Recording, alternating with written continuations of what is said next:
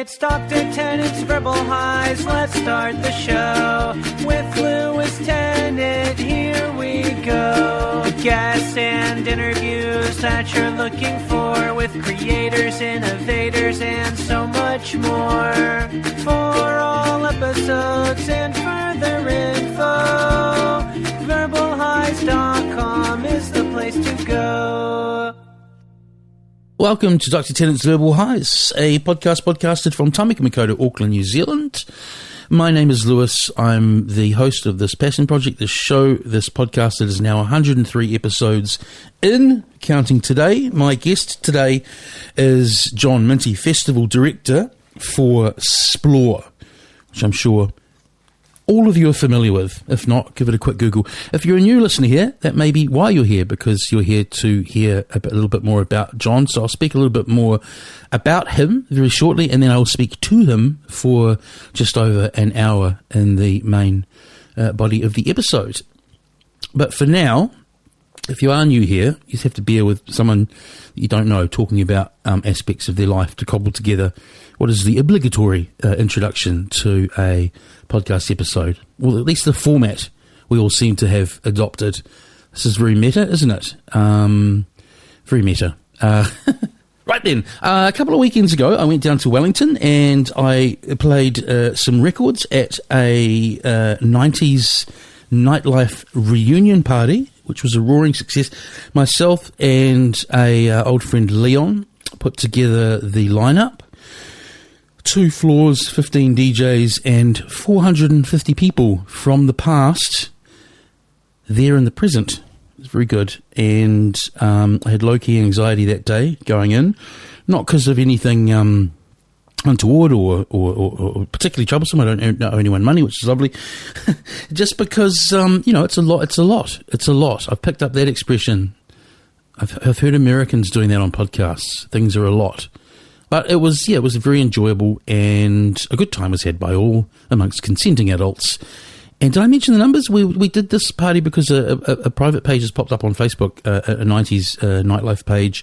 So yeah, that page was started. Then from there, the idea was to do a gig, but to give it a bit more purpose than catching on up. So it was for a very worthy cause. A well-known DJ in Wellington, Jason, came to some very serious health grief over a decade ago, and so a trust was set up for his family soon after that. So all money from the ticket sales went to helping Jason's kids through education and so on, and we raised, I think, nearly $20,000 after the cost of setting up a second area in the old Tattoo nightclub was factored in. I looked at that 20 or so years later, at that word, T-A-T-O-U, with the, what's it called? An ellipsis over the O.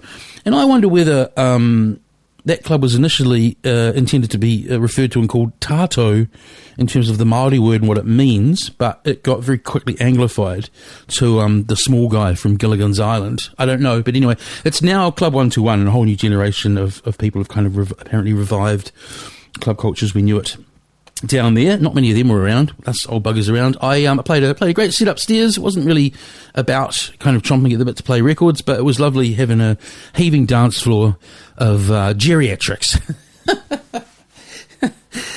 We're young at heart. And what else? Next week, I am speaking at a thing called the Power of Audio conference about podcasting. Often, I work in academia, so often conferences can arguably be quite dry, but this is set up by an organisation called the Radio Bureau, who some of you would have heard of. They're kind of a middleman for the commercial radio industry to do with advertising principally and a bunch of other stuff as well, and it's in conjunction with where I work, which is AUT, and the major I work in, which is radio and audio. So yeah, some waffly chocolate and bollocks from me, I think, for about 20 minutes about podcasting, particularly in New Zealand. There was COVID. Year before, I did the first one of the Power of Audio conferences, and I had a horse in pyjamas on one of the slides. There was a point to that horse in pyjamas, which I did not remember or get to, and that haunted me for months afterwards, because if I went and saw someone speaking and they had an image like that on the slide and didn't refer to it, I'd just, what would I do? I don't know. It just came. It seems like you're kind of a weird kind of relic of Monty Python or something. You know, it's kind of a, I don't know. Anyway, it haunted me.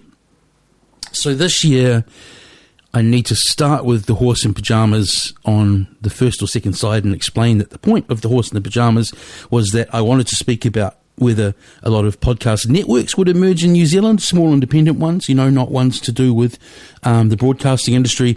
And the point of the equine reference was that I read about a gentleman in the States who was doing a horse-related podcast, and then got a bunch of other horse-related podcasts. Just think of all the different things you could, horse care, horse diet. I say horse love, but that's a little bit, but you know what I mean. And he got them all together, convinced them to create a network, and now he has left his original career and is now a full-time podcast baron.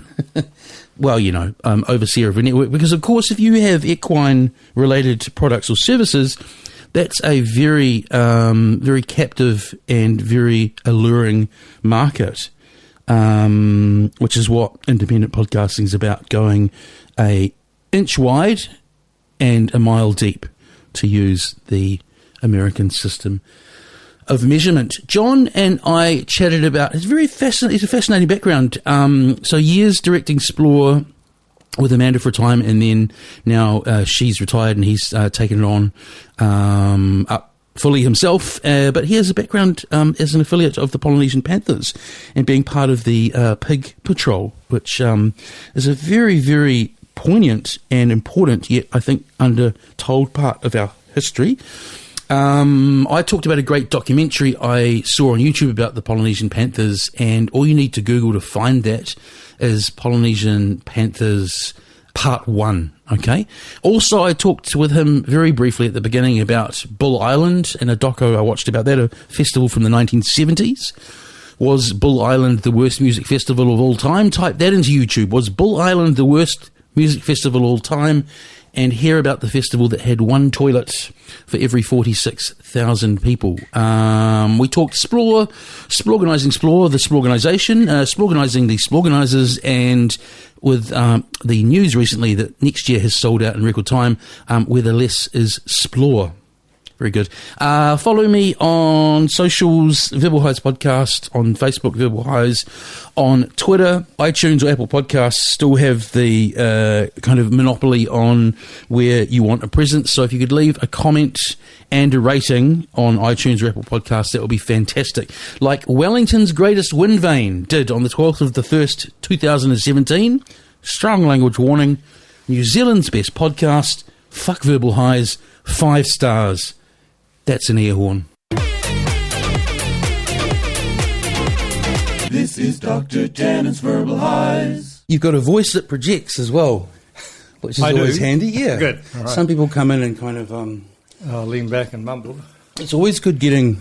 not that you are one of these. It's always good getting broadcasters or stand-up comics in, because Yeah, of course. Because their trade is the microphone, right?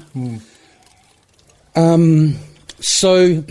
I've just thrown you into this. I asked you yesterday. I was really stoked when you said straight away you'd come along. Did you listen to the episode with Amanda? I did catch parts of it. Yeah. We'll talk a little bit more about that later on. I watched YouTube algorithm thing. I randomly ended up watching a doco about the worst festival ever, quote unquote, which was called Bull Island. Have you heard of that? I haven't, no. There have been quite a few worst festival candidates, but no, I haven't heard that Don't one. worry, this is not the angle of the whole next hour or so. One toilet for every 46,000 people. Yeah, that's underwhelming. I hope they had a lot of nearby trees. Yeah, that's right. They I think something like they were building the blocks, they failed, then there was the classic, punters kind of breached, and then there was a whole lot of non-ticket payers. Oh, right. Very kind of 1970s story. But Splore is obviously kind of what you're, I guess, most well known for these days, right? How did you get involved with Splore?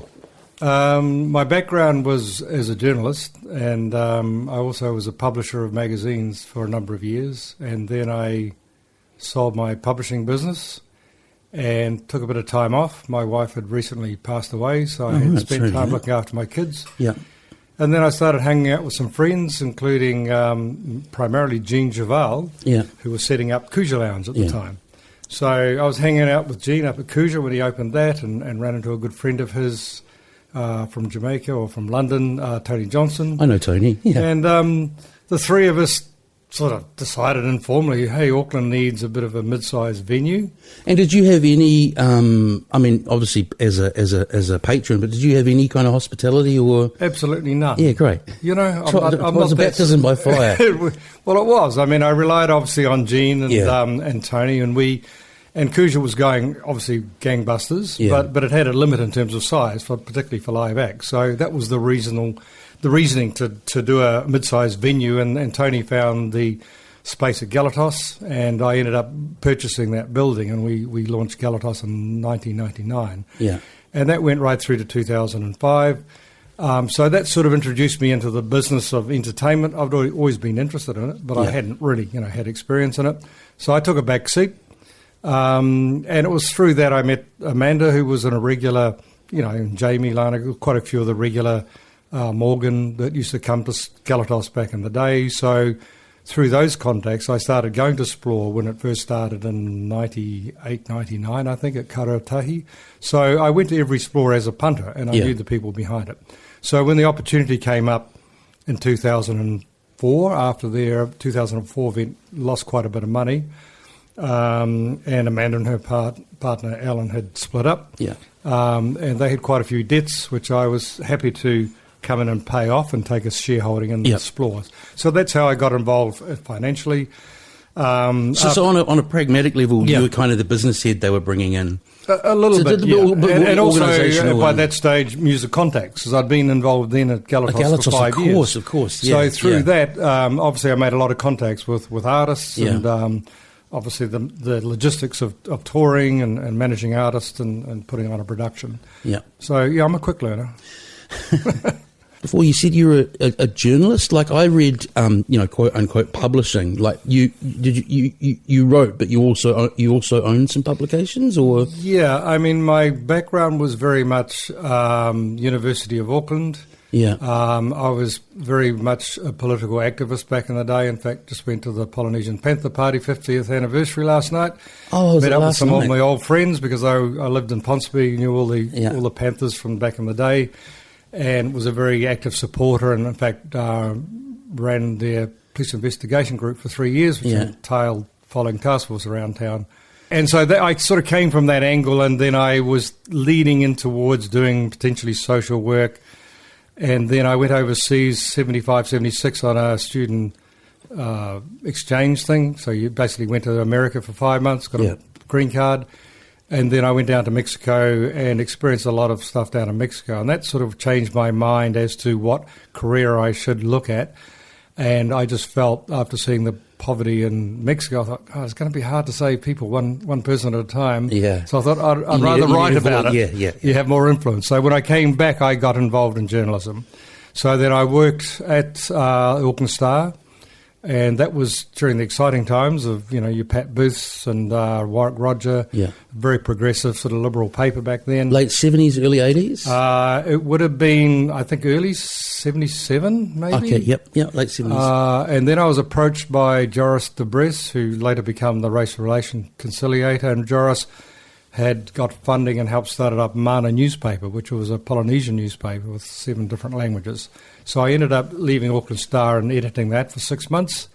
And then Tingi Launes, who's a key member of Polynesian Panthers, picked that up after that. And then I got a job with an English publishing company doing business magazines. So I was an editor for 3 years doing business publications. Figured I'd learnt enough. And then in 1980...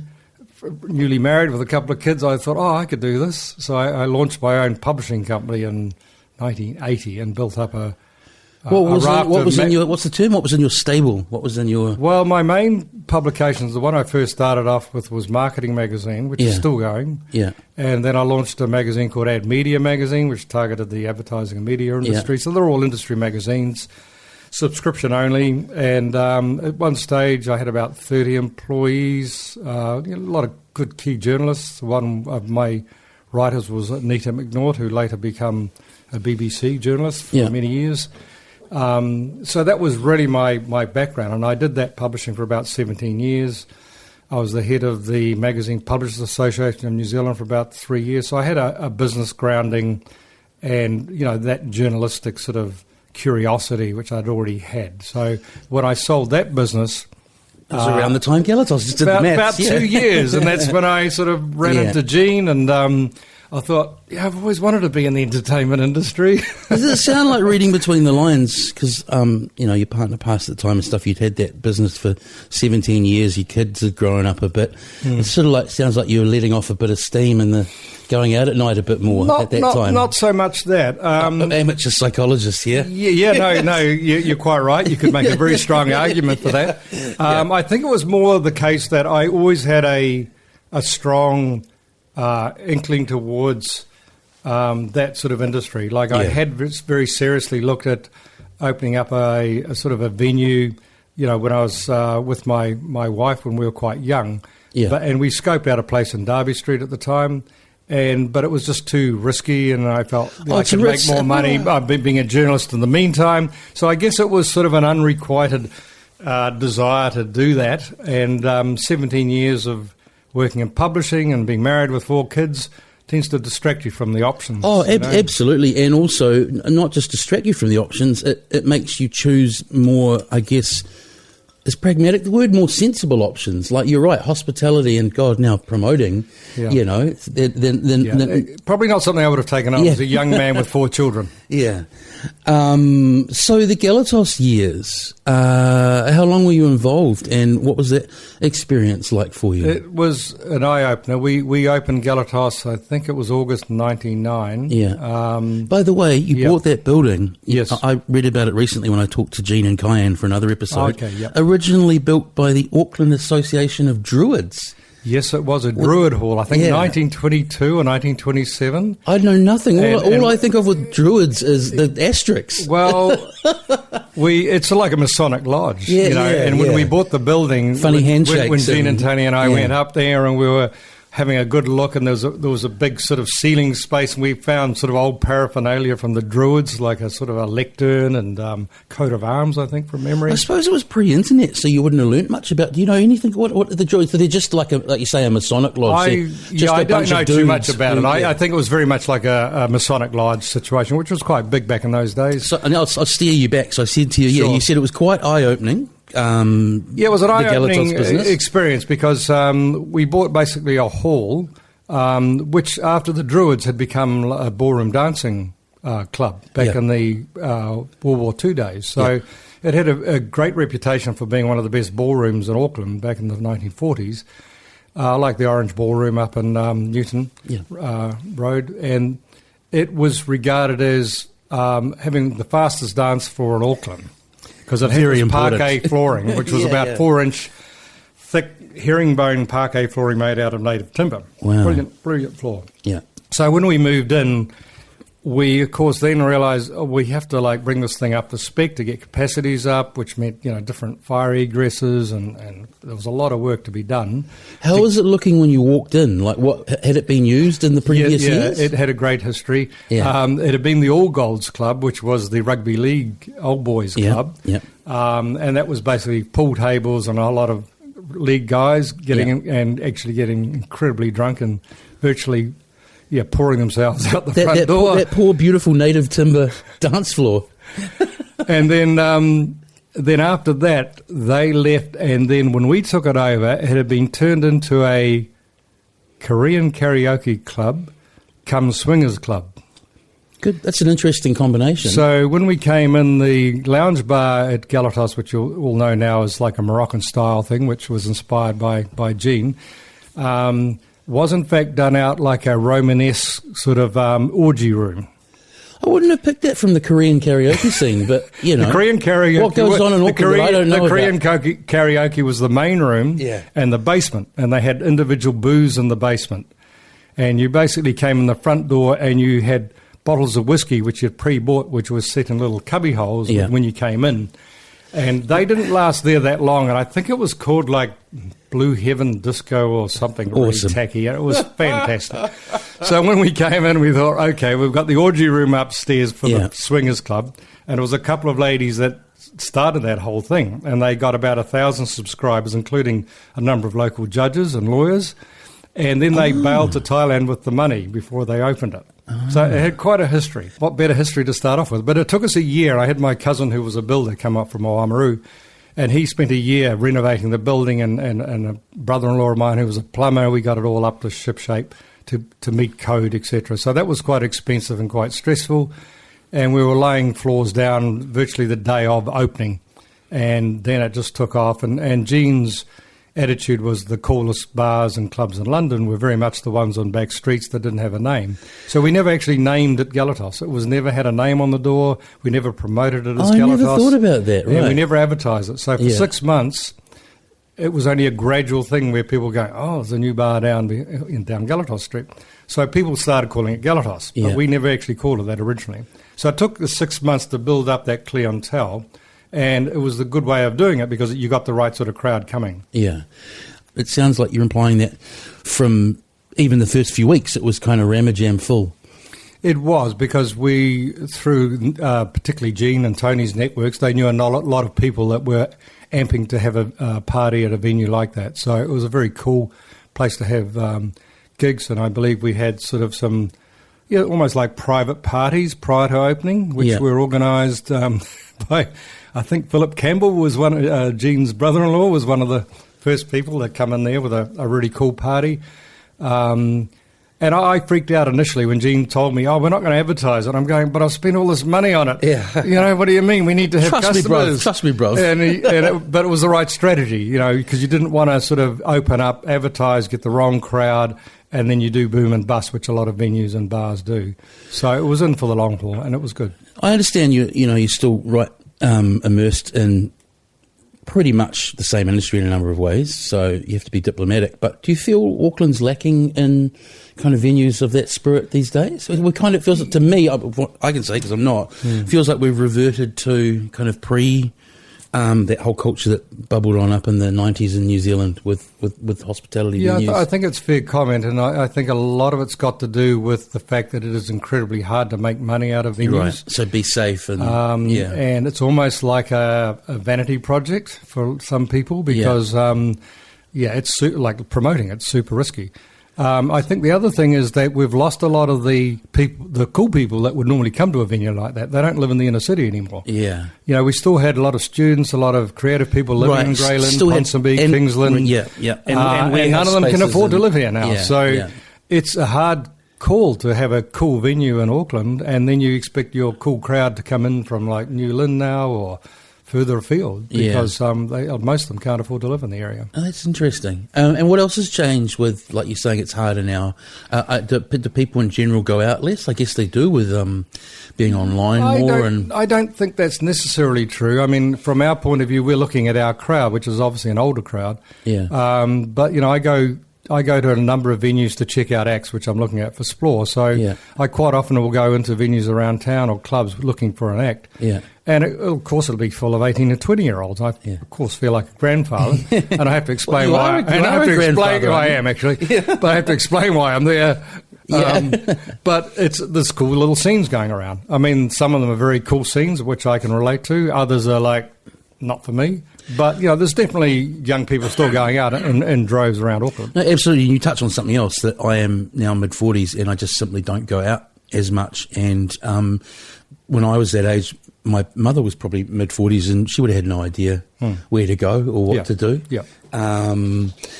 So just backtracking a little, something I meant to ask when you were with the Polynesian... Well, by the way, why do you say that you're quite particular about saying you weren't a Polynesian Panther, you were affiliated? I've heard you say that a few times. I wonder why Well, the reason is that I'm a Pākehā boy from South Island. Right. And I came to Auckland in early 71 that's a very good reason. to go to university. Yeah. So I knew the local Polynesian kids in my neighbourhood before the Panthers was formed. So they were my friends from the neighbourhood, and in fact I sort of lived very closely with one of the Stanley families down in Ponsonby. They were sort of like my surrogate family. So I was friends. So when I met some of those kids that were at university and doing sociology, that's where I met Will Ilolahia. And Will was the instigator behind the whole Polynesian Panther movement. And Will and I were sort of classmates in sociology, and we had the same politics, etc. So I was there from the beginning and very supportive. But it was not my struggle. It was, Polynesians that were getting picked on and Māori in the city. Now I know you're... And I was there, and I was always, I think Tingy called me last night, Panther associate, because I would not take the mantle of being a member because I'm not part of that struggle. Well, that's a great answer. At the beginning, you summed it up, simply and eloquently. I didn't know your ethnic heritage, but that kind of makes sense. Yeah. But what I also wanted to ask is why I came back to this is you were part of the police intelligence group and investigations group, and in any era coming up against the police is fraught. Is fraught with difficulties. I was going to ask, in the time following the era of the Panthers, did you, to your knowledge, stay on the radar of the New Zealand police for a time? Or did they leave you be? They did. God, there's some big stories there. Tell them. We have time. One of the benefits of me being part of the Panther movement, even though I wasn't strictly a member, is that I was the only one that had a car. So I had a little Ford Anglia.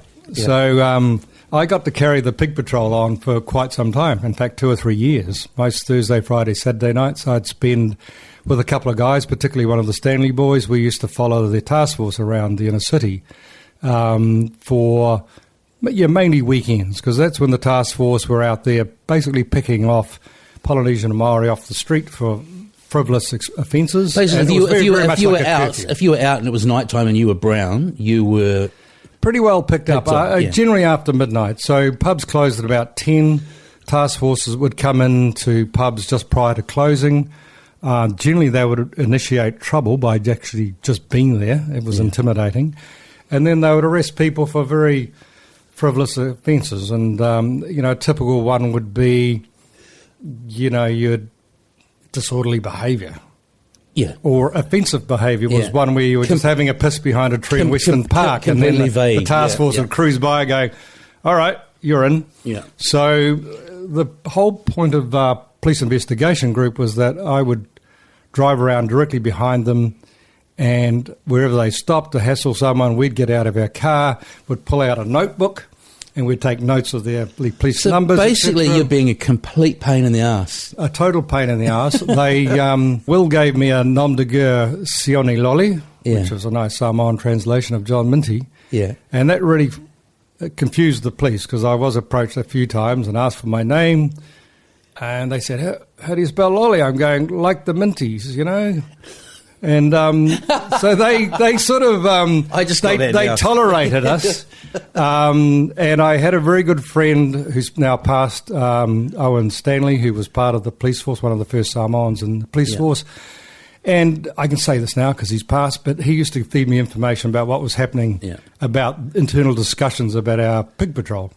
So I knew what they were going to do or what they weren't going to do. So they sort of kept us at arm's length. They hated us, but they didn't really confront us that much or beat us up in a back alley. So it's good to know even back then the New Zealand police arguably weren't as heavy-handed as, say, the US police or similar. Yeah, well, you couldn't do a pig patrol in the US. I mean, the Black Panthers obviously stood up with weapons to protect their community, and they got shot. So coming back to what I asked, in the years following, when all of this, obviously, Tingy did time in jail. There were people. Basically, what I'm saying is there were people kind of, even publicly far more on the radar than you. Did the police just kind of leave you be afterwards, or was there? What happened? A cooling off period. Yeah, what happened is that, the Panthers here, like Black Panthers, they ran a lot of programs like homework centres, and they had headquarters in Redmond Street in Ponsonby, which was a shelter for a lot of people. And I used to run kids home from the homework centre in Redmond Street. Yeah.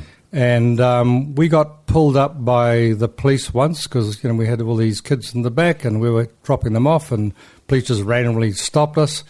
I was driving, Will was in the front seat, and they basically said, "What are you doing? Where are you going?" It wasn't a case of like, "Oh, your tail light's broken" or something. It was it was just a random stop because the car was full of Polynesians. I had an afro back then, so.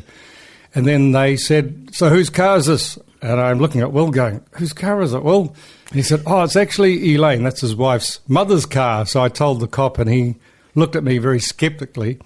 And I thought, this is not sounding too convincing, Will. And then Will said to the he said to the cop, he said, "Oh, my mate here, he's a probation officer." Because I'd just signed up to be an assistant probation officer at the Department of Justice to finish off my degree. And then the cop sort of looked at my licence, and when I got my licence, I was a freezing worker at Moidoa up north. And then after that was crossed out, student, and then probation officer. And the cop looked at the licence and said, "Oh, you've done all right for yourself," and then he let us go. So the component of that is that I witnessed opposite the Star Hotel in K Road, after the pubs closed, you had a big crowd in the car park opposite, which is where the mobile is now. There was a big crowd there, and I stopped to see what was going on. I just dropped some kids off from the homework centre, and the police did their normal thing. They came in, and there was a Niuean guy standing beside me, and the police came in behind him and just pushed him to the ground and arrested him. Like for no reason. And they did a lot of that. Yeah. His wife then remonstrated with the police, and then she was arrested, etc. So I offered my name to be a witness, and he pleaded not guilty. And of course, that took about 6 months to come to court. In the meantime, I'd started my job as a probation officer.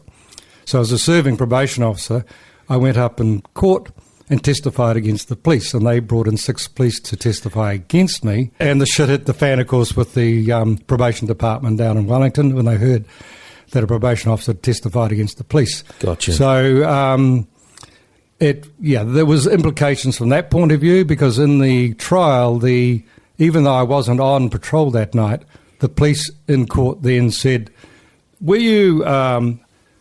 is it true that you run the Polynesian Panther Pig Patrol and you were on Pig Patrol duty that last night?" And I honestly could answer that and said, "No," because I wasn't on that particular night.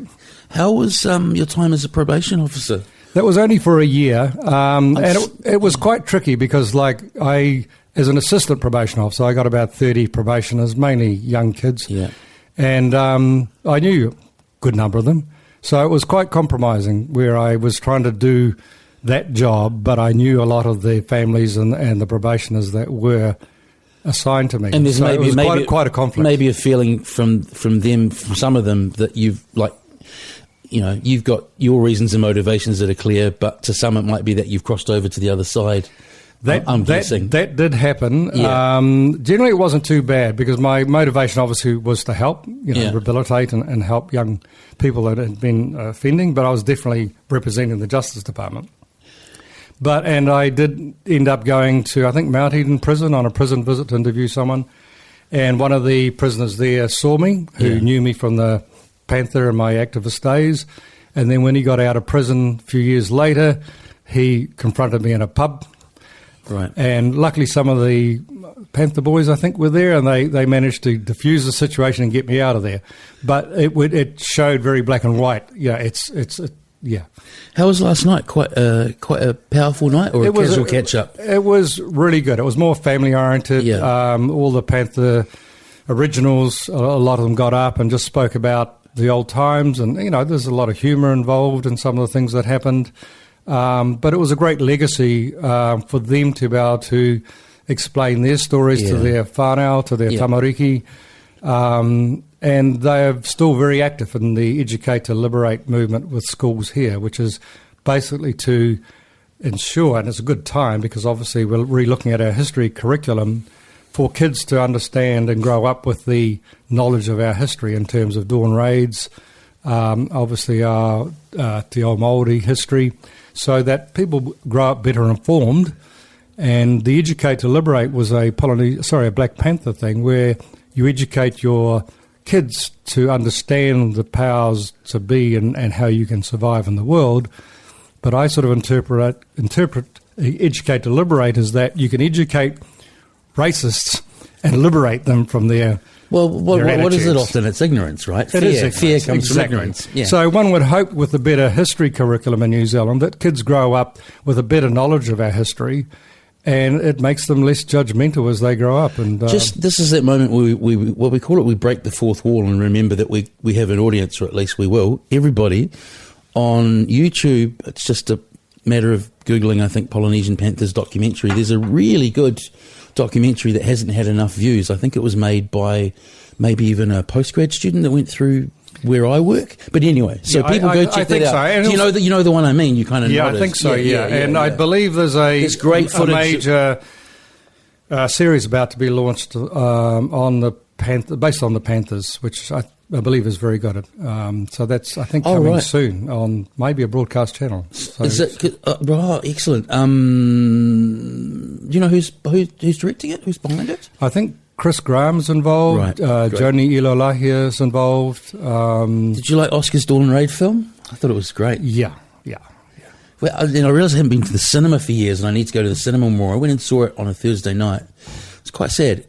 Queen Street, the big, that ridiculous piece of architecture down there that has film showing in it. Yeah. There was only about sort of 6 or 7 of us on a Thursday night, and I thought, man, I got to keep the cinema alive. I only live up the road, so I also you can join the Academy Cinema as a patron or whatever for a year. So I'm trying to get down there more. So travelling's been a big part of your life, it sounds like. With the festival, you, except for last year, of course, and probably this year, try and go away for about a third of the year. That started with the trip to the US, I'm guessing. Talk a little bit about the United States in the 70s, New York City in the 70s, and why you're over there. Auckland University used to run the student exchange where you could get a cheap flight to America over our holiday period and get a green card, and you would basically dropped off in San Francisco for 3 or 4 months, and then you just had to be back there at a certain time in March and fly back. Did a lot of people do this? Was it well known? It was quite a well-known thing within university. My motivations to go on that trip wasn't because I was a great fan of the United States, because I'd been a protester against the Vietnam War. Obviously, I was an anti-apartheid protester. I think we have enough of a picture painted of you. So when I went to America, I thought, right, I'll use this opportunity. So when I got into San Francisco, the first thing I did was to go over to Oakland and visit a Black Panther engagement over there. And I think Elaine Brown was head of the Panthers at that stage, because they'd been broken up quite a bit by police action.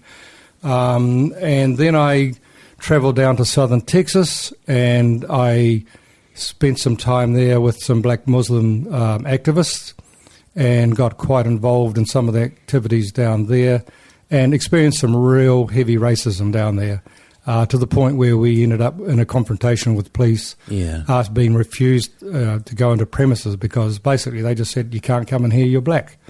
I was with the crowd and I remonstrated and thought, it's 1976. I thought all this shit had finished. Yeah. Well, hello. And the guy said, no, this is the South, John. You've got to remember, because most of these guys were just back home on holiday. They came from St. Louis and Chicago. So when we were driving back into town, there was 6 of us, and a police car followed us back with a gun, with a shotgun hanging out the front window. I was in the back seat and closest to the police car, and they were just basically trying to start something, and we were heading towards a light which was about to turn red. The guy next to me pulled out a handgun and said, let's do it. In other words, let's do the red light and let's start the confrontation. I'm sitting between this guy and the cop with a shotgun out the window, and I'm thinking, this could end badly. I was only 23. Yeah, right. And then luckily the guy driving said, nah, cool it. John's in the car. Let's just drop him off first. So I was staying at the YMCA, and I thought, Thanks, bro. Okay, so just on a practical level, like even with the internet these days, often people map out what they'd ideally like to do and who they'd ideally like to meet when they go, let's say, on an OE. How did you manage? Because I'm guessing you're travelling on your own as a palangi and you're going to, meeting with Black Panthers and so on. How did you manage to make all these connects? Did you pre-arrange it with your Polynesian Panthers connections before you left? I didn't know. I was naturally curious. Hold up a sign and I was very much a student of politics. So I've been studying the civil rights movement. You obviously, for years. what's the word? What's the word? Ingratiate. You obviously ingratiate. No, that's not the word. Cheeky is the word. Yeah. And also slightly naive that I put myself into positions that could have been quite dangerous. But people are really cool. Americans are very friendly. Yeah. And that was the great eye-opener for me when I was in America back in those days, is that even though I spent time with Panthers and particularly Black Muslims in the southern states, I was equally staying with rich white people and Latina people. Yeah. And they were all lovely and accepting to me as a guy from New Zealand. But they never really got on with each other. Yeah, I was going to say, but you said Americans are very friendly. Great. But let's not forget, you have a white face at this time and you are trying. So was the almost comical New Zealand accent quite disarming? The New Zealand, the fact that I was from New Zealand... This guy's harmless. Listen to the way he talks. Well, yeah, you're a novelty, and particularly in the South. They don't even know where New Zealand is. And you speak slightly English. Yeah. So when I went to a Black Muslim mosque, I went to one of their services, and I was sitting in the front row, of course the only white person there, and I was there with obviously a couple of activists that I knew, and the preacher basically was doing the big preach, and it was all talking about white pigs and white people and those sort of terms. And then after the sermon, he came out to me, he put his hand on my shoulder, he said, "John, I'm not talking about you. We're talking about the local white people. Okay, you're cool." Sounds like you made some inroads for a period of time. So how long did you spend over there? I was there for about 4 months, and I spent quite a bit of time going down to... I crammed a lot in. Went down to Mexico City and stayed down there for quite a while. My aim was to try and get over to Cuba. What was it about Fidel's Cuba that fascinated you? Well, I'd learnt a lot about that Cuban Revolution. I'd read a book by Hubert Matthews, I think it was, of the revolution back in the late 60s, and I was fascinated by that whole people's movement idea of taking like a dictator like Batista and kicking the Americans sort of out. And that sort of appealed to me because obviously we're in a very much an anti-Vietnam sort of mode. Yeah. And I also had a pen friend in Havana, which I've been communicating with for about... pen pals. Pen pals, remember those? So I had this pen pal, and her father was a professor at the University of Havana. Yeah. And we got on really well, and we exchanged a lot of different ideas. Obviously came from the same political spectrum. Yeah. So I was fascinated, and I really wanted to go to Cuba and have a look. And unfortunately, there were no commercial flights back then. So I was going to say, there would have been access would have been quite restricted. It was restricted. So in the end, I managed to organise a charter flight with some Mexican socialists, and you could fly over there on a charter flight from Mexico City to Havana. So you did make it to Cuba? I didn't. No, I haven't finished the story. Right, sorry. So I had a week lined up with these socialists. We're going to fly over. We get a guided tour, and then I could catch up with my friend. The morning we meant to fly, the guy from the Cuban embassy came round and said, "Look, I'm sorry, but your plane has crashed." Oh, my goodness. So that was a time I found out much later was when the Bacardi Empire were actually outed at sponsoring terrorists to blow up that particular plane. It had come in from, I think, Venezuela from Central American Games. So everyone was killed on board. Apparently that was the plane that was meant to come over and pick us up. So my visa ran out. I had to be back in America and then came back to New Zealand. So that was the end of that history. I didn't finally get back to Cuba many, many years later. That must have rattled you at the time. I didn't know about it at the time. It was very casual. It just said, "I'm sorry, senor, your plane has been shot down." And I'm going, "Oh, shit, where am I going to go now?" So, and of course, no internet then. I couldn't read the local newspapers. So I had no idea what had happened. Yeah. And it was only years and years later that I did some research to find out what did happen to that plane. Yeah.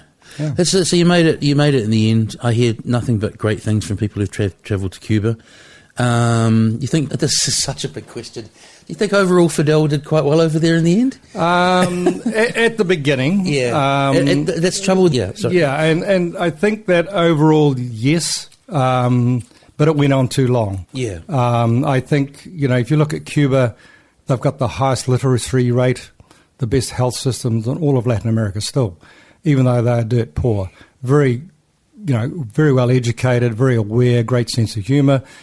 But yeah, the communist system doesn't really work. You just made me realise, even though I'm not mentioning all of these are communist countries, there's something you just said struck me about those countries that cut themselves off from the world, like Japan, and I mean I know Japan trade and so on, but being very insular and people doing okay, but then when you kind of you sort of go, but nothing is an ideal system. Yeah, Cuba didn't isolate themselves by choice. Of course. Yeah. That's why they've done it hard. But I mean, the good thing about Cuba, even though it was a communist situation, like a North Korea, it's an island. It's a tropical island. Yeah. So Cubans have that sense of Polynesia about them, island communities. They're very relaxed and they see the funny side of things, very stoic, hardworking. So it just didn't feel like dreary communism. It just felt like, well, we're doing this for the common good. And there's tremendous social cohesion in Cuba amongst the people. You get philosophical about the nature of politics for the next couple of hours, but... Yeah, we could talk about Explorer music. Yeah, we're going to do it now. I was just going to say, the thing is, with any kind of political, economic, and social systems, unfortunately, human nature often ends up prevailing in terms of when people get hold of power and so on. We'll kind of leave it there. Yeah, that invariably happens 9 times out of 10. Yeah. And I've got to say that cult leaders, from what I understand from Cubans that I know, that never really happened to Fidel and to that regime. They didn't really become corrupt in most ways that absolute rulers do. No, that's right. And that's something that you've got to really take your hat off. And just in closing with that, arguably more so than a lot of people in his situation, he was like the American media and PR and messaging machine. I mean, he was really vilified for so long that a lot of the world had a really incorrect idea of what was actually going on. And we bring that to the future. This is happening now. That's obviously, right. People and subjects get vilified, and everyone becomes very judgmental. On your call, let's talk about your party, mate. It's been very interesting so far, though. So you travel around. We're getting to explore. I noted that you said, obviously going around festivals. Yeah. And you mentioned Bestival, and I know other people have mentioned Bestival, and I've not been to Bestival. And what makes it so iconic, and what makes it such a great party to you or event? Well, or what Bestival's no longer. There's probably 3 festivals that I really like, which related very much to Explore, and that is Bestival, Secret Garden Party, and there was one other. in the US or Europe? I know. I've thrown you. But they were my favourite festivals to go to. Yeah. And the main reason was that they were more than just music lineups, and that's one thing that I see everywhere in the world, is that you have festivals that are true destination festivals. They're offering something other than a lineup. And all the festivals around the world that are like lineup centered, they do not have long legs because you can't win that game. Yeah. There's only so many headline acts available every year. Yeah. They know who they are. The prices just go up and up and up, and it doesn't become viable anymore. Yeah. So for parties like Secret Garden Party, Bestival, although they had amazing lineups, they generally sold on the basis of what else was happening at the festival. Yeah. And that could be like artworks or like crazy roving performers, cabaret, comedy, and all the environment that they were going to. And I feel that's been the big lesson for Explore, is that's always been our vision. We have been a small festival. We don't have the big budgets to compete for big headline acts.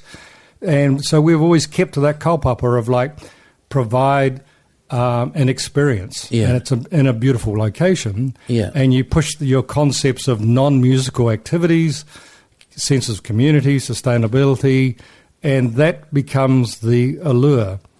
So you create your own little community, and it becomes very loyal. So, we've just sold Explore out in 4 days. Congratulations! I saw that online. And no acts have been announced, and that happened last year. So that is an endorsement of that policy we've been following. But it's taken 22 years. Yeah, I know. It's a long game. Are you? I'm not going to pry any further than this. You bring it on up. But with the way the world is at the moment, obviously with a superbug, are you going to have international acts next year? No, the plan is not to have international acts. My plan at this stage is just to have New Zealand and Australian acts because we've got our bubble. Yeah. There are a couple of internationals who are going to be around, like they're going to be in New Zealand anyway, so I'm looking at them to be on the schedule. I might review that in August, September, if our quarantine requirements loosen a bit. How did you feel going into the last one with just local acts? I guess you're saying 22. That wasn't a problem. I mean, local acts were fine. I'm not ranking you either. I'm just saying. I'm guessing more like. I mean, I guess you say you've built it up for 22 years now, so people go to Splore because it's Splore for all the reasons you say. So that's really great to hear about the state of punters' attitudes. That there was no kind of anticipation or whatever going in without having the big American or British or whatever act. We're quite lucky from that point of view because if you look at most Splorers after Splore, they always acknowledge, look, we don't come to Splore for the lineup. Yeah. In past years, you might get a few people going, wish they had a headliner. Yeah. And those sort of comments become less and less, and we hardly get any of those comments now going, Splore's fantastic, but it would have been nice to have a couple of headliners. And I'm thinking, but you've just seen 3 days of amazing music, mostly from acts you've never heard of. Yeah. And that's part of the kaupapa of Splore, is to break acts that a lot of people haven't heard of, but who are amazing live acts, and that creates more loyalty. I've had that because bringing this conversation full circle. I'm sure most people ago realise this, but whatever. Here goes. The whole thing is I hate this word, but it's curated. So even a seemingly kind of random event that happens somewhere on that, plenty of random events happen that you don't control, but a lot of it is you putting that together alongside the key stages and, children's area and all of that, right? We have, I curate the music, and I don't mind the word curation. I think that's quite a good one. Okay. And also we have Emma Herbert, who curates our roving performers and our cabaret living lounge area. Yeah. And also we have Joe Shanks, who runs our children's program. Yeah. And we also have Wendy, who does a big wellness village. So we have a number of people organising activities within the whole Splore weekend. So there's probably 4 or 5 curators in different areas. Okay. So that is all curated. A number of those activities to the punter might seem spontaneous and go, well, did you see that group pop up out of the trees and do such and such? And also curation on the art trail. That's the other big curation. But having said that, there are random acts of spontaneous entertainment, which is from the punters that we haven't curated, but adds to the vibe. Yeah. So your eyes are really lit up. It's great. not that they were dead before. At all. So with this, if you take away logistics, people organising the actual infrastructure of the festival and so on, that side of it, that artistic curation, how do you guys work together over the year? Do you kind of all go off into your own corners and kind of get the basics figured on out and then come together and work out how all those pieces fit together? Yeah, pretty well. I mean, we have a very lean team during the year. And we have our curators that are basically looking at potential acts right through the year, even if it's in their sleep. So we're always thinking about the next Splore, how can we make it better operationally as well as content-wise. But we generally don't sort of come back together till about sort of October, early November, and then we build up our team from there. So you get some, because I'd imagine that, you're travelling for work, but I'm hoping you're getting some leisure time when you're overseas as well. It's kind of combo of both, I'm guessing. It is, yep. Right. So the Splore organisation and your role in that is kind of year round, living and breathing it, right? It is, yeah. Yeah. With the festivals that you've been to, in more specific terms, what have you kind of found or seen over the years? Maybe not so much acts, but just the way to run a festival that you've implemented. What have been the kind of light bulb, we should be doing that? Quite often it relates to non-music activity. It could be like wellness initiatives, sustainability initiatives. But increasingly, it's hard to find a festival overseas that's doing things better than we are doing without trying to sound too arrogant. No. I think New Zealanders are very good at that. We've prided ourselves on pushing the sustainability thing, and we know it's never perfect, but the key thing is to try and make it better every year, and we do that in all our sort of avenues. So when I go to a festival overseas, I'm generally not seeing that much which I can go, oh, we should be doing that. Yeah. Do you have people now coming over here who are in the industry to see how you guys do it? Not it's quite so far to come. But yeah, not so much the industry, but we obviously have a lot of overseas acts that come to explore who are super impressed, obviously, with the location for a start, but also how smoothly the thing runs, how diverse the crowd is, how open they are. And that word of mouth obviously gets back to a lot of key industry people. That used to be like that with DJs who were booked to come here in that kind of initial quite, I guess, boom of club and dance music in the 90s. Other people would take this ridiculously long journey based on not just, getting that far and seeing the country, but the hospitality and the crowds and the kind of like the connection and to that's the music. been super emphasised by the fact that we've pretty well had life as normal the last year. So so we're like a holy grail thing now. The awareness amongst artists in the music industry overseas is New Zealand's super, like definitely number one. And so there are a lot of artists that are super keen to come down here. And it's not so much because we're the only ones doing it at this stage, it's because they know they have such a great time down here. Do you spend, because you're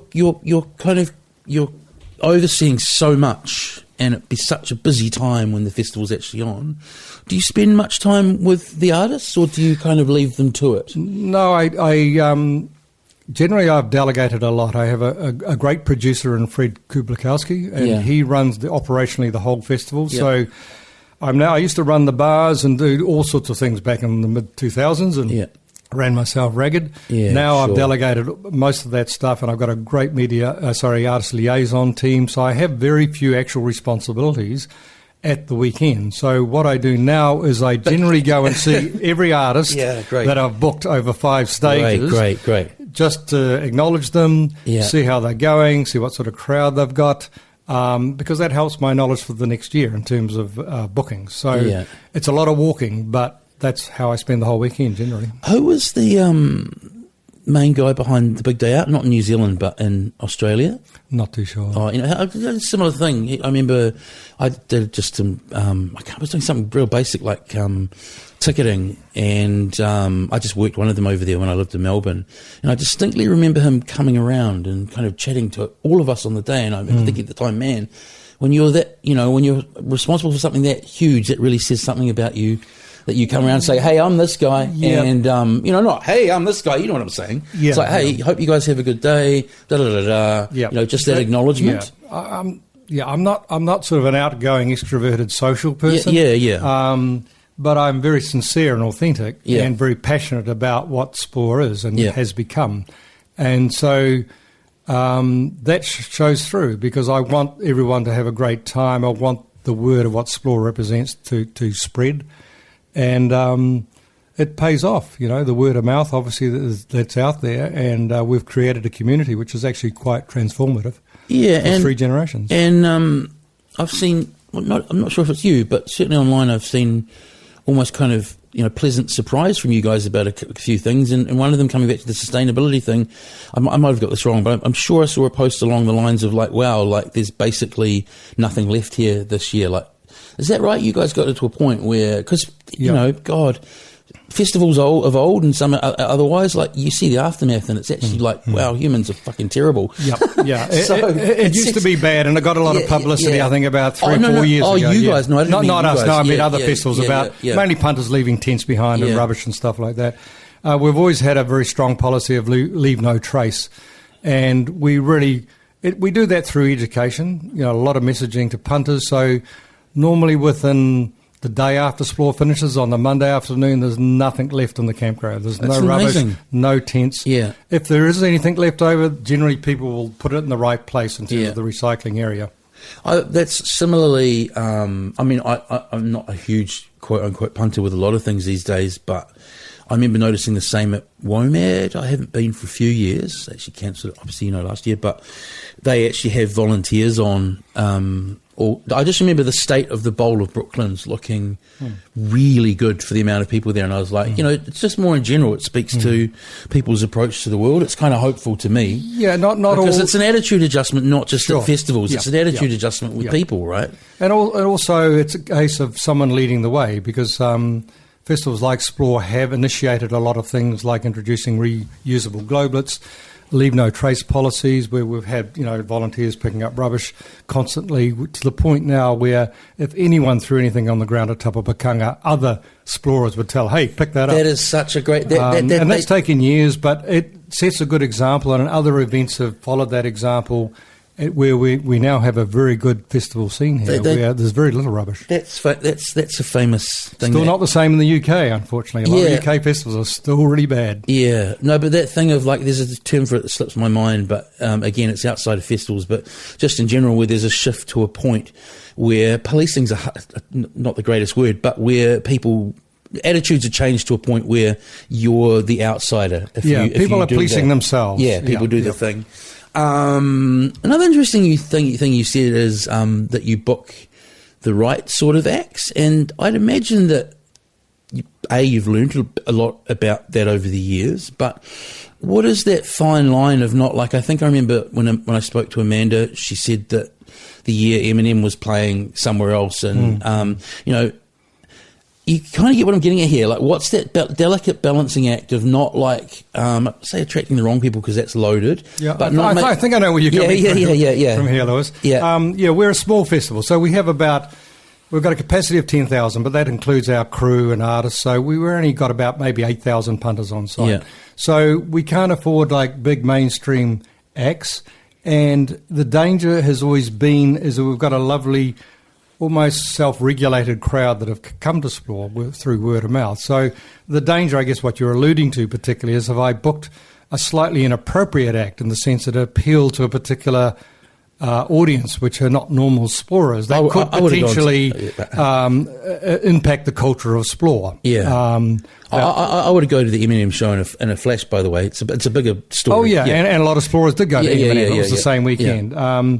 But yeah, when I look at acts, I'm looking at the fact that I know now most people come to Explore trusting the music will be good, and they don't necessarily need to have a headline. In fact, we don't even announce artists generally till about September, October, and we're already sold out by then. So it gives me some latitude to expose people to new styles of music.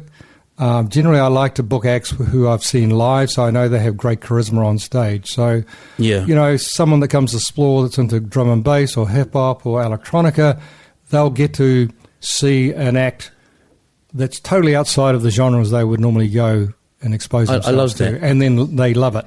Yeah. So a drum and bass head or a hip-hopper goes, man, that electronica was amazing. So that's sort of a key element of Explore, is broadening people's horizons. If it's good music, it's good music.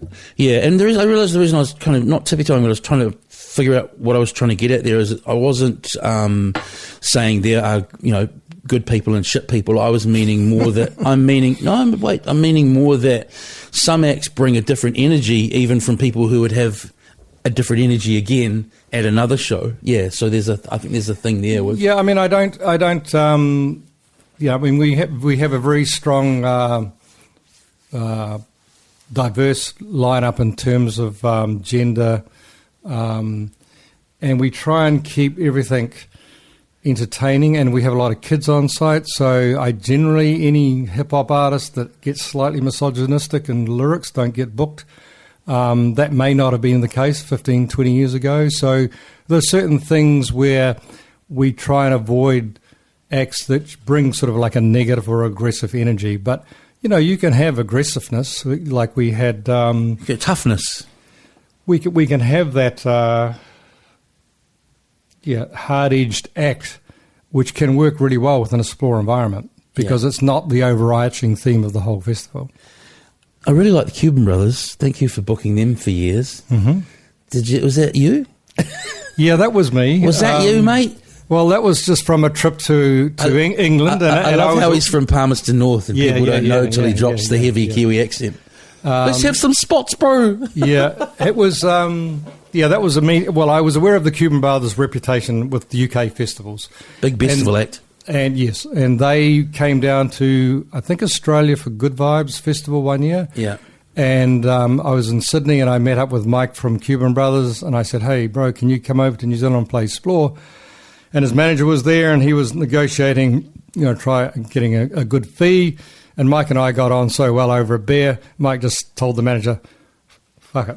Yeah. I want to be there. Just fucking book it. Did you know he was Kiwi beforehand? I didn't know his Kiwi connections at that stage. Yeah. I knew he wasn't Cuban because he's actually Scottish. He's got a Scottish accent. Yeah. But he spent a good part of his youth in Wellington and Palmerston North. Palmerston North, because I know people have flirted with him and so on. I'd love to get him on this, actually. Oh, he'd be great. Is he going to come on back again, or has he been around for a few years? Yeah. Well, I've generally got some regulars at Explore, and Cuban Brothers is one.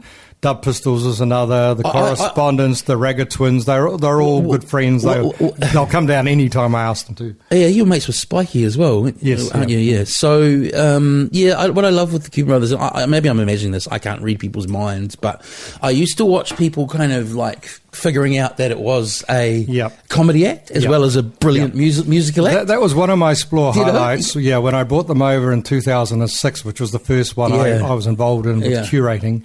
And I knew the Cuban Brothers, what their show was, and obviously it's two Scotsmen and a Japanese gentleman, Kingo, and who wears lycra remarkably well. Well, they all wear lycra and even dance on roller skates. But I had them up at George FM being interviewed, and they kept the whole Spanish persona going. Great.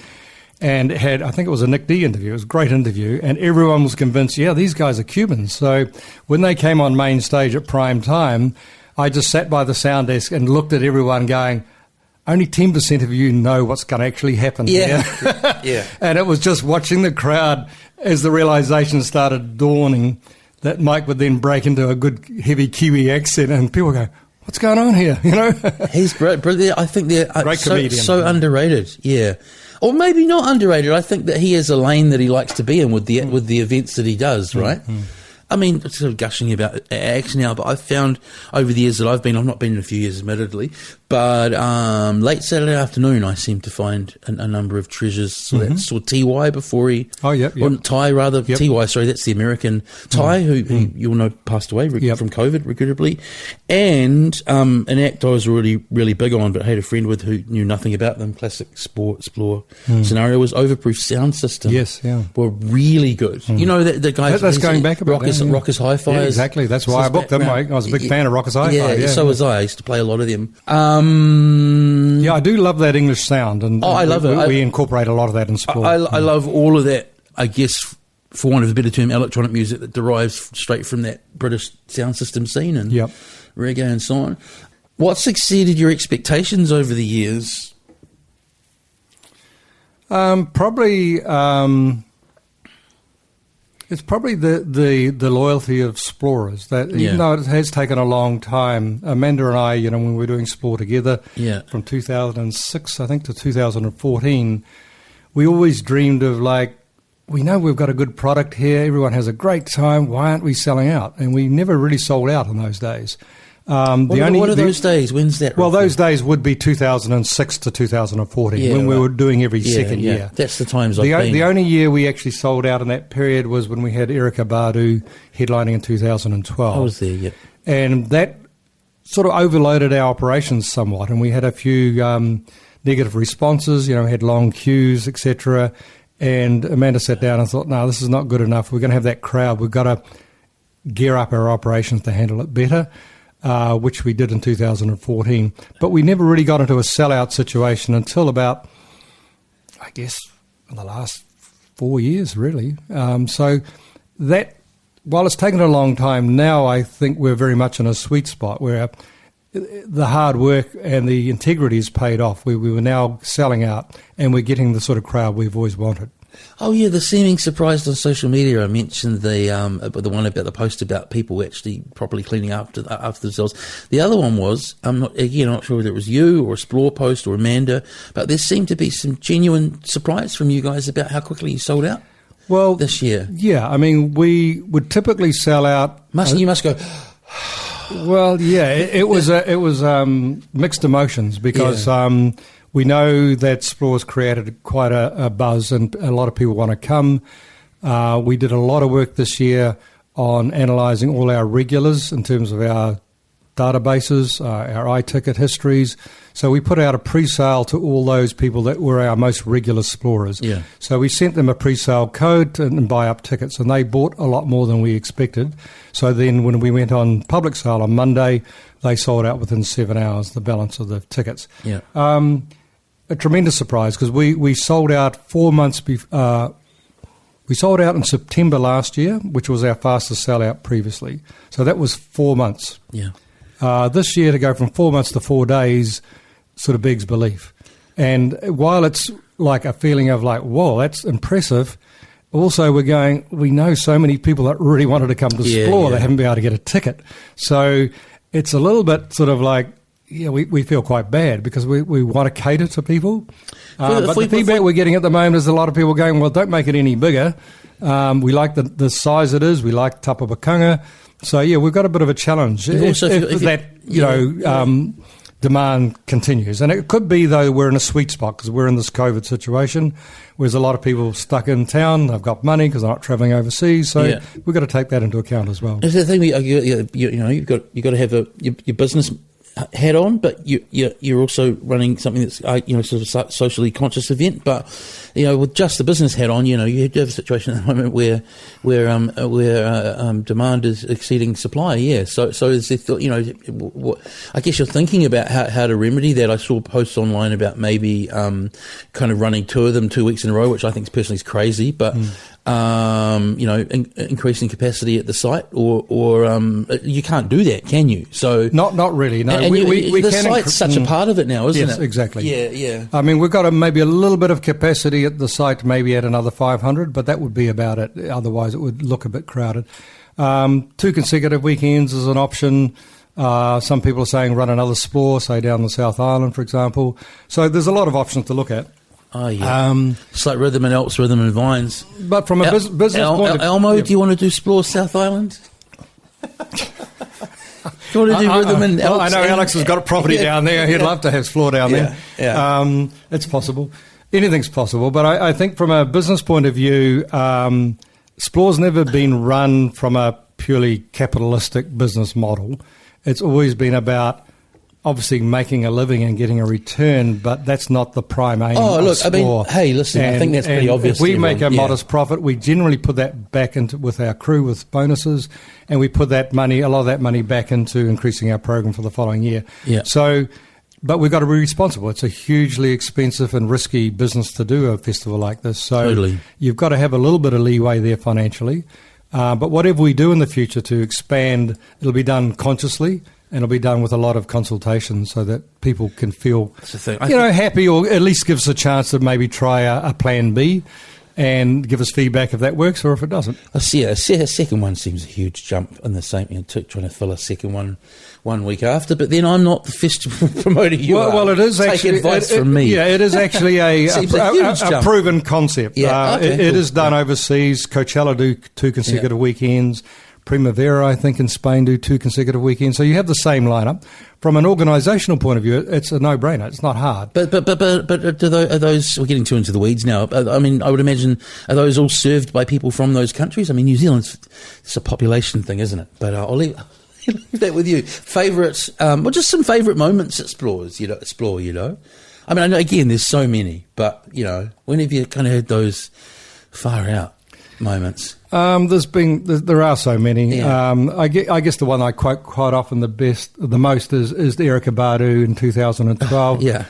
Even the weather was fitting. Erykah Badu is like just such an icon. She'd never been to New Zealand before. We'd negotiated to get her for a number of years, and then it just finally fell in with an Australian tour she was doing. Yeah. And then just sitting by the sound desk, I knew all the work that had gone into that. Yeah, great. And seeing her come on stage, standing next to Caps, Kinkapisi, and we were going, and she came on stage, and I just sort of like melted, and I thought, fuck, this is so good. Yeah. And she delivered a performance that was just totally engaging. I think 2 or 3 songs from the end, the heavens opened and everyone got drenched. That's what I'm saying, the weather was... But it was so dramatic. That was a moment you don't forget. Yeah. It was perfect standing there in the rain. But I think most of the other highlights that I have are very much related to family. I mean, that's what really impresses me about Explore now is the are the kids and the parents and even the grandparents that are there now, and the pure lines of communication between families and strangers, where people are just making connections for life at Splore. And it's not in the environment of like a drunken party. It's very much an authentic connection that people feel included. That's right. And that they can talk to a stranger and smile at a stranger, and there's nothing, untoward about that. Fantastic. We'll leave it there. Was the rest of? Thank you for your time, by the way. It's really, really stoked when you said you'd come on as quickly as I suggested, which was yesterday when I asked you out of the blue, not having met you before. What does the day hold for you? This afternoon I'm back into my home office and doing a lot of emails regarding acts that I'm currently looking at, primarily in Australia at this stage, trying to look at sort of particularly new acts which I know would fit the Splore ethos, and doing a lot of work on that at the moment. So I'm just sort of carrying on with that. And then back tomorrow and Saturday for some more Polynesian Panther celebrations. Great. If all goes to plan, you'll be able to listen to this by the end of the day, because I think that's what I'm going to do with the rest of my day. Oh, okay. Thanks, Lewis. Cheers. Bye-bye.